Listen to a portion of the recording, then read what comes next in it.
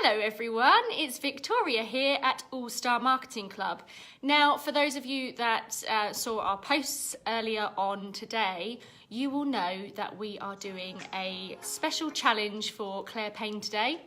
Some of you remember last November we did a Facebook Live where Claire and Jade made me eat a really nasty mushroom. I'm not a mushroom fan, so it was horrendous.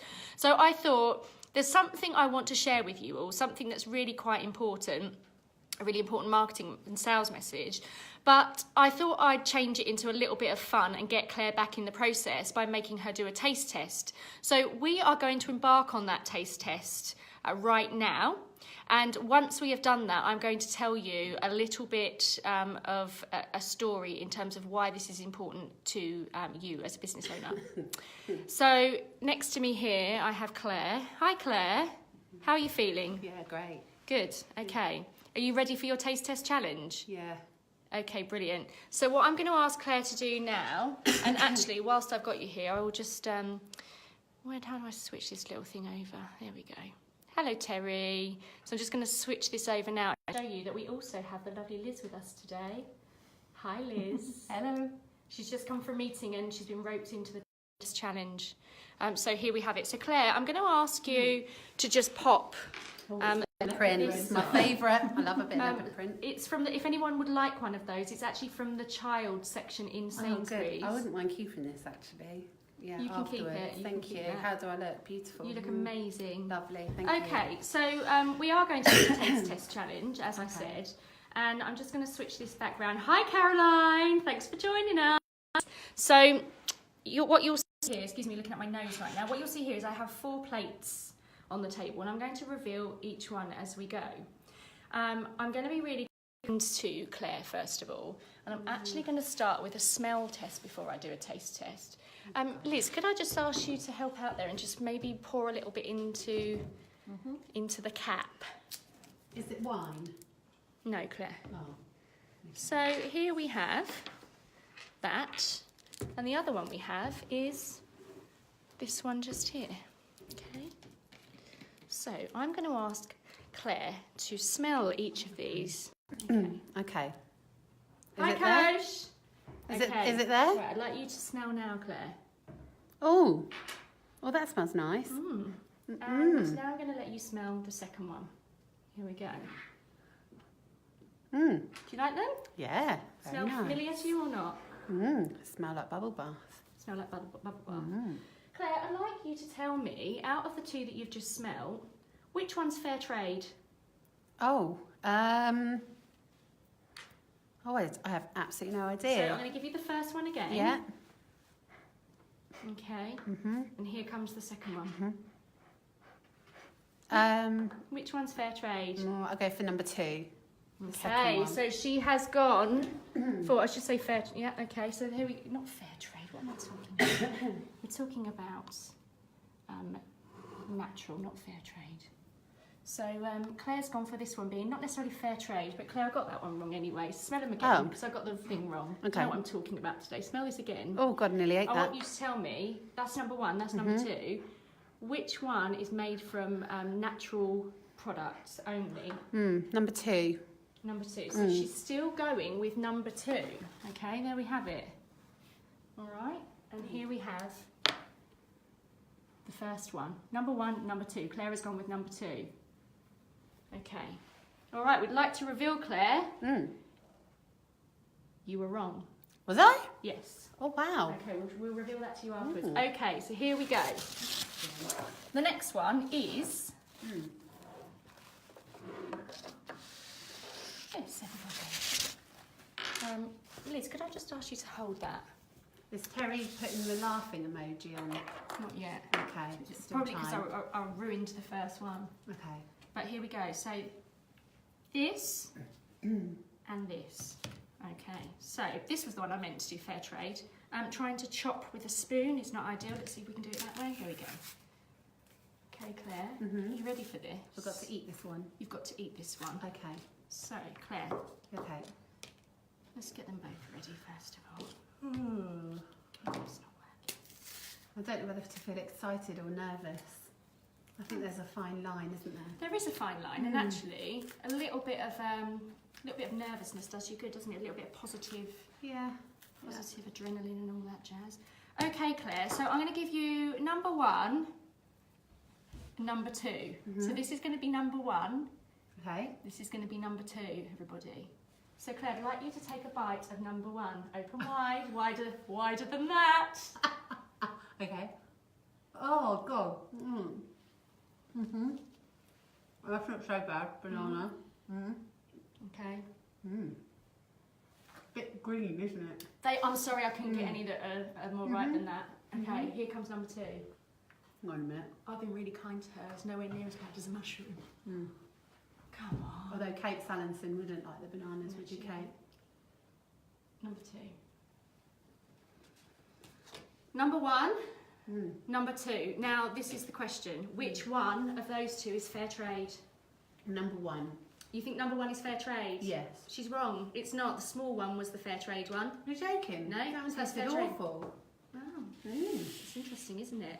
Okay, there is a reason for this. Bear with us. We're going to keep going because I want you to really get to grips with what we're doing here, so you'll really understand the important message that comes at the end. You just made me eat banana on a Facebook Live. Yeah, I did. Thanks. Don't you remember that you made me eat a mushroom on a Facebook Live? Yeah. Okay, Claire. So let's get the spoon out. So try not to touch things. I have cleaned my hands. I did tell Claire that before we started. Right, Claire. Are you ready for your next taste trial? No. Yes. Right. Now I know how much you love a sweet. Oh! I do love a sweet. All right? Here comes the next one. Okay.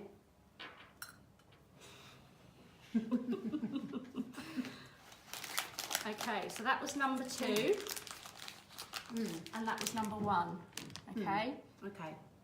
So Claire, what one do you think was the organic one? Number 2. You thought number 2 Yes. was organic. Was she right? Yes, she was. She was right. Well done, Claire. They've got a different texture to them, haven't they? Not that I tried them. Yeah. Not that I tried them. The first one was a bit more rubbery, but I did like it. If there You was like any more- anything that's any sweet. sweets. Yeah. All right, next one. This is an interesting one. And again, I've been very kind to you here. You have been. I'm very pleased. I'm not so sure that maybe you're saving up the worst one for the end. As long as it's not pilchards or something. Okay. So number 1, number 2. Here comes number 1. I'm doing this like you're a baby. Old habits die hard. Oh, See how nice I've been to you. you've been so nice. This is lovely.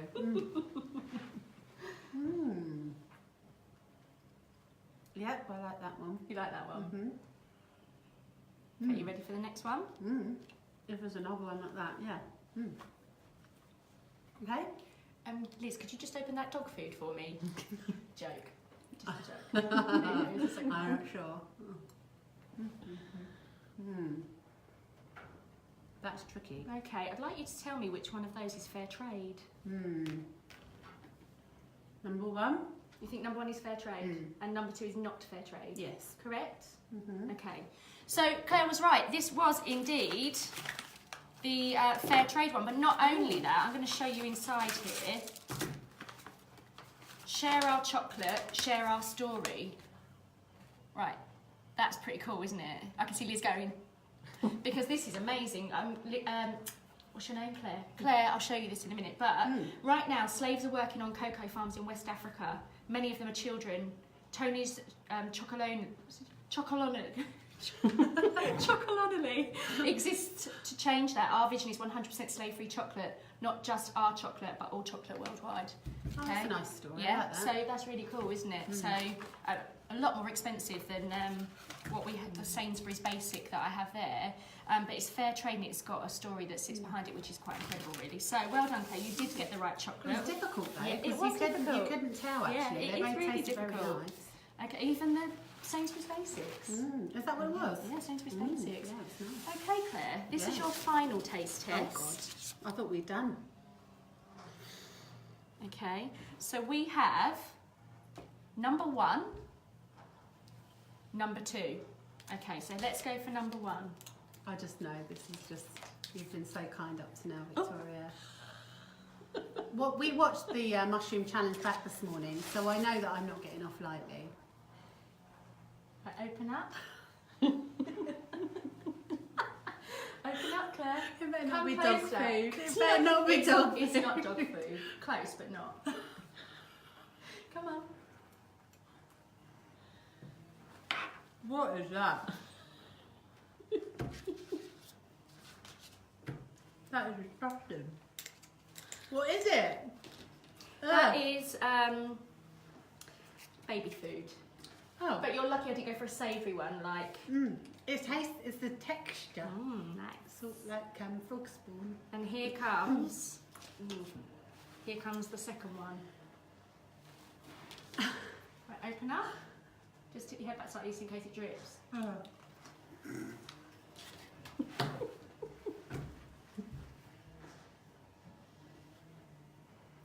Whatever it is, don't feed your kids this stuff. Which one did you prefer, first or second? The second one, I think. They are different flavours. What one do you think is organic? Probably the lumpy one, the first one. The first one. In fact, they're both organic. Oh, are they? Those ones, yeah, which is quite interesting, isn't it? Yeah. Yeah. All right, Claire, you can take your mask off now. Yeah. That's your challenge done. Did you enjoy brilliant. that, everyone? I said there's quite a serious note behind that, really. So we had the differences between the fabric softeners. So that one we had more of a green fabric softener, and this one we had Sainsbury's own. There's a bit of difference, ACP or so, in those two different types of fabric conditioner. We looked at two different types of banana, fair trade and non-fair trade. Different types of sweets, organic and not. We went for a basic chocolate bar, as Claire said, didn't taste that different to the other one in terms of both nice, both quite chocolatey, but Tony's really strong story that sits behind it and what that brand stands for. So completely different type of chocolate. And I think this was about 50p. This one was £2.50. £2.50 for that big bar of chocolate. If anyone wants a chunk, let me know. I'll send a bit in the post to you. And last of all, we've got two different types of organic baby food. Same size, both 90 grams, or that one's 70 grams, slightly smaller. But they're both fair trade. Not fair trade, I keep saying that wrong, don't I? Both organic food products. So, you know, it all comes back down to the story that you tell. And if you don't have a story and you don't stand for something, it's really difficult for your customers to make a decision over who you are, what you're about, and why they should buy from you over another provider. Because as you can see with this stuff here, when you're tasting it, there's not a lot of difference in it. Or when you're smelling it, you think, well, they're both quite nice. But it all comes down to people being able to differentiate between you and the competitor and standing for something. So I'd really like to challenge you in terms of what your purpose is. What is your purpose as an organisation? What's your purpose as a business? It's a really important part of what you are. It's the reason why these guys can afford to sell their chocolate bars for £2.50. They've got a strong story behind it. The money's going to a good cause. It's fair trade. It stands for something. And it's why these guys can afford to charge you a little bit more for their green fabric conditioner, because people want this stuff. You know, that's probably a different kind of customer to those that buy this, perhaps. But even so, it stands for something. You know, the fair trade bananas stand for something. The organic foods stand for something. And there will be different types of people that will buy into different stories for products and services. So I'd really like you to challenge yourself and think about, what is your purpose? What do you stand for? Why is it that customers buy into you? Or what do you need to be for the types of customers that you want to appeal to buy into you as a brand? It's really important to know your story, what you stand for, so that you can tell it in your sales and marketing activity. Because if you don't, it could be that you can only, you know, trade on price, and trading on price is not somewhere most of us want to be. It just means that you're always going to be trying to lower your product away from the competitors. So I don't think this is a really sensible place for most businesses to be trading. So that's it. That's what the story comes down to. And I'd just like to, I drew a little diagram up here earlier. Good job you came, Liz, wasn't it? You are like chief videographer. So I want you to challenge yourself. Who are you? Because when you're thinking about where you sit in your marketplace, you've got down here best price. So this might be best price with, you know, really no frills kind of service. Down here you've got customer relationship excellence. So you stand for something. You've got really good personal service and giving lots of guidance to your customers and really building that really strong reputation and close relationships. And then up here, you've got, you know, the likes of innovative brands, those like Apple, that can command more because they've got an innovative product and service. So where do you stand here? And more importantly, what is it that you're offering your customers over and above your competitors? So I hope that message has come through loud and clear, because it doesn't matter what it is you've got. If there are others in the market that do what you do, you become quite a commodity, and it's important to kind of stand out and think about what you're all about, why your customers need you, what you can give them, and the value that you give them over and above everything else. So something that you can do. If you don't know where your value lies, drop me a line. I'll happily have a 5-10 minute chat with anybody that's watching this video so that you can get a feel for what you're all about, and we can give you some guidance on that. So do get in touch, Victoria@allstarmarketingclub.com, and I'll happily give you some guidance, as would Claire. So thank you for joining us. I hope you've enjoyed the taste test challenge. I think you'll agree, Claire. I think I got off quite You lightly. did get off quite lightly, Yeah. so we'll do another one perhaps at some point. And Jade, we've not forgotten you.